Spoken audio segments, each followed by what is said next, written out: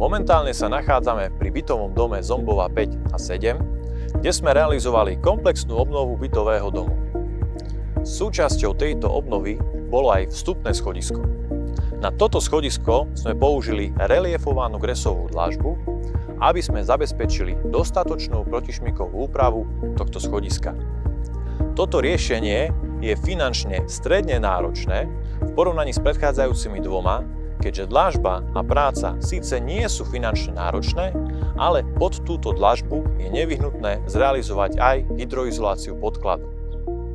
V opačnom prípade by sa mohla dlažba uvoľniť od podkladu, aj napriek tomu, že bola správne nalepená a bolo použité správne lepidlo.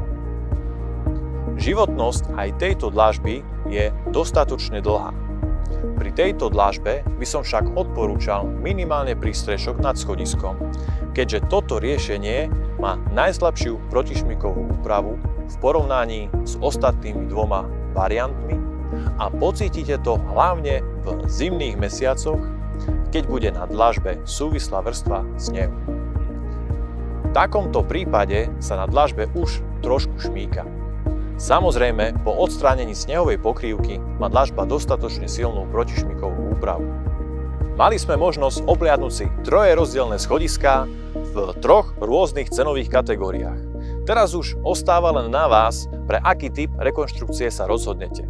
Budem rád, ak nám napíšete do komentárov, ktoré riešenie by sa vám páčilo a aké schodisko by ste chceli mať práve vy. Ďakujem za sledovanie a teším sa na vás pri ďalšom videu. Dovidenia.